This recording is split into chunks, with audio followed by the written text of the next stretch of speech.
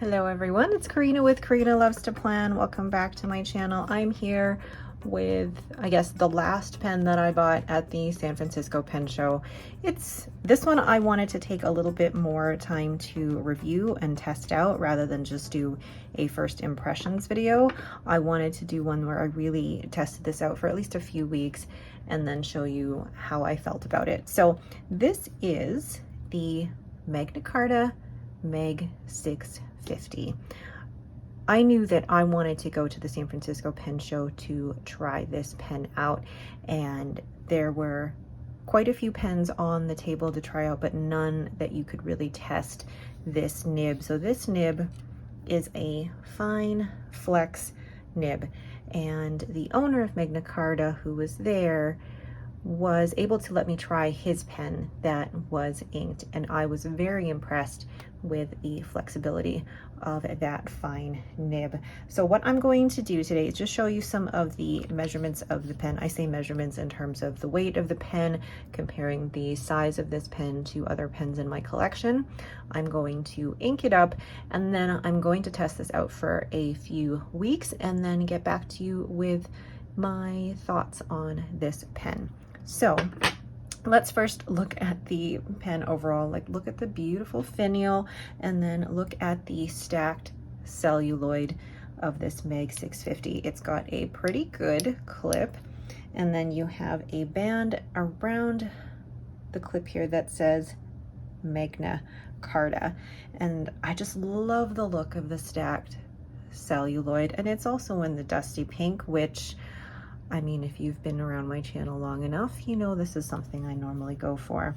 So then when you are twisting the cap off, you've got 1, 2, just under 2.5 turns of the cap to be able to get that off, and then that reveals the, I think this is the 18 karat fine flex nib. They only had the one nib size, which was the fine, which I was fine with, but there were no other nib sizes like broad or anything, or medium or anything like that, or even an extra fine. So they just had the one nib size, and I believe this is an ebonite feed as well to help keep up with the ink flow that you're going to need when you're flexing this. And what I love about this is that the section is actually not too different. There's not a huge step from the section to the body, whereas the Mag 600 had quite a big step for me anyway, from the grip section to the body.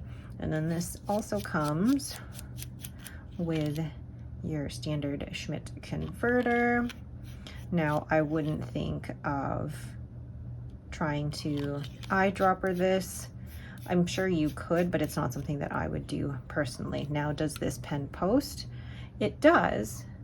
But as you can see, like, this pen is huge when posted, and it feels slightly back heavy when you post it. But if you are a poster, it posts to about there on the pen. So actually, that's not too bad, but I'd be afraid of that. I mean, yeah, that posts pretty securely actually. So for anybody who does want to post their pens, it is possible with this.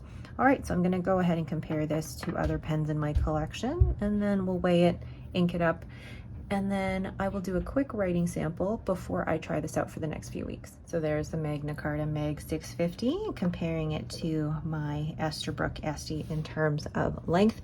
I will also compare it to a Vanishing Point, and then pulling out some others from my, oops, sorry for the shake.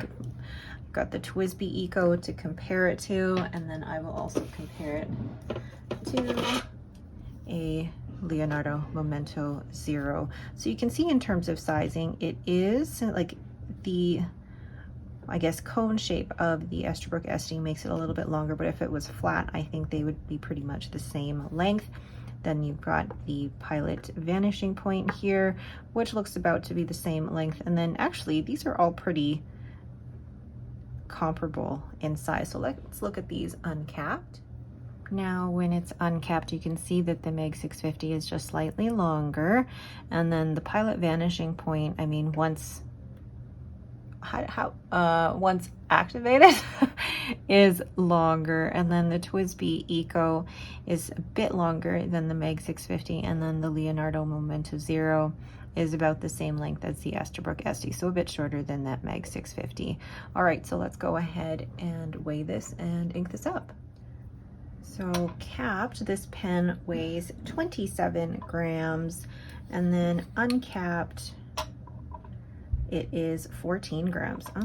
And then with the cap, so the cap actually is almost the same weight as the pen itself, so definitely can see why that would feel so back weighted. So let's go ahead and ink this pen. So this is my Galen Leather A5 notebook with 52 GSM Tomoe River paper. This pen profile stamp comes from Everyday Explorers Co.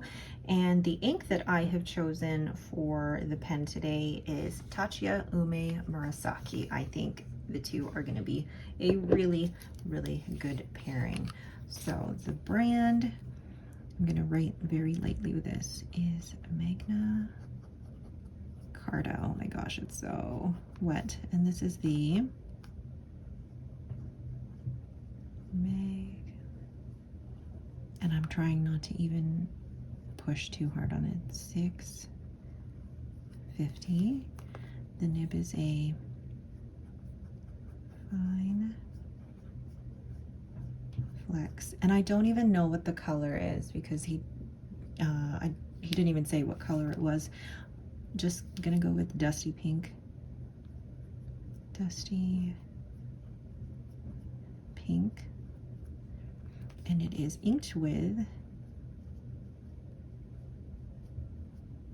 Tatsuya Ume Murasaki. Look at how wet that is. I was so excited to try this pen at the San Francisco pen show. I had wanted a flex nib, but was a bit unsure as to whether or not it would work for me. Now, this pen requires such a light hand when writing normally, which I like because then you're not pressing down so hard on the pen. And then when you flex, look at the way it flexes. It requires very little pressure, and I'm really looking forward to testing this out more.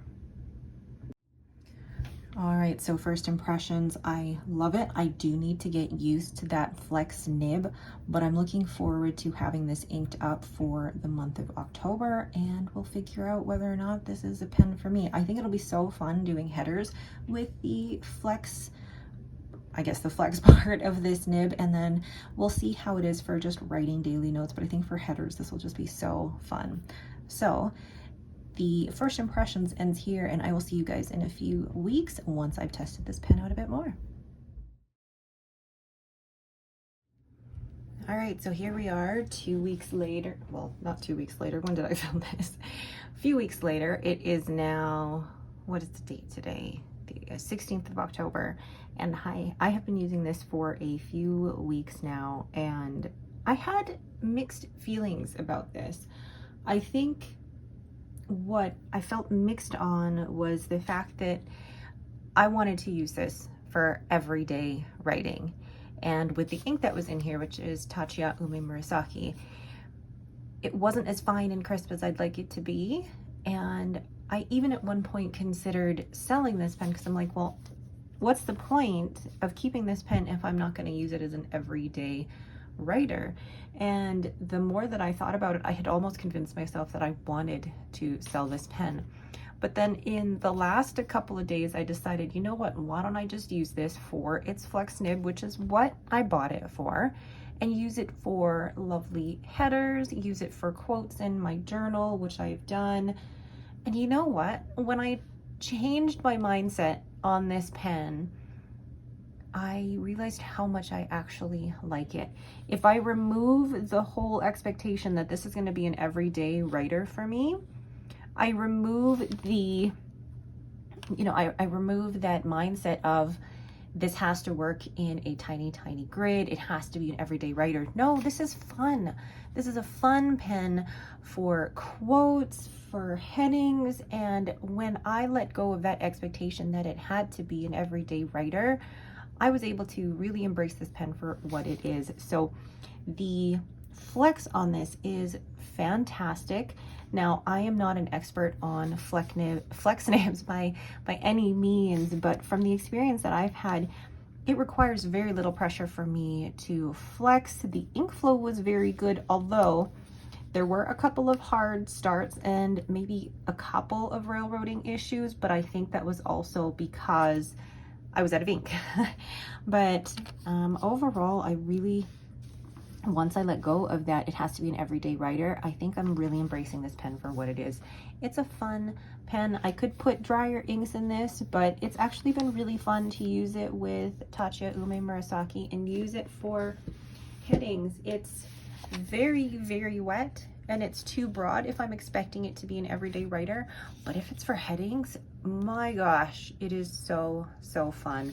So I think for me, the message with this particular pen is that this pen is just going to be for flex writing. It's not going to be for tiny, tiny crisp writing like I would in my journal. It's going to be headers, it's going to be quotes, and I like that about this pen. And I think I'm going to keep it for that. I might actually have it inked with a very neutral ink every month so that I could use it for quotes all the time. All right, so that was my journey with the Magna Carta Mag 650. Now, like I said, I am not an expert on flex nibs. I haven't tried many. I haven't tried the OmniFlex. I haven't tried the YovoFlex. I haven't tried any of the flex nibs from Pilot. I think the only one I've tried, I don't know. I have tried one flex nib and I didn't like it because it was too stiff for me. And then I think, oh yes, my Pelicon 140 had a flex nib and that was lovely. Too small of a pen, but the flex nib in it was lovely. So overall, I really enjoyed this pen for headers and for quotes, but not for everyday writing. All right, I've repeated myself and went around over and over again, but at the end of the day, I'm going to keep this. If you are in the market for a flex nib, I really enjoyed this. It is at a higher price point, but I love the way that the Mag 650 sits in my hand. I love the lack of step between the grip and the body. It's very smooth and very comfortable for me. And I just love the way that that looks. That's a very classic, almost vintage looking resin and body. So overall, yes, I would recommend it. Yes, it is at a higher price point. And if you can afford it, great. But it's not necessarily a pen that you need to have in your collection. This is more of a fun pen. All right, but that is it for me. Thank you all so much for watching. If you have any questions about this particular pen, please let me know down in the comments below. Thank you all so much for watching and have yourselves a great day.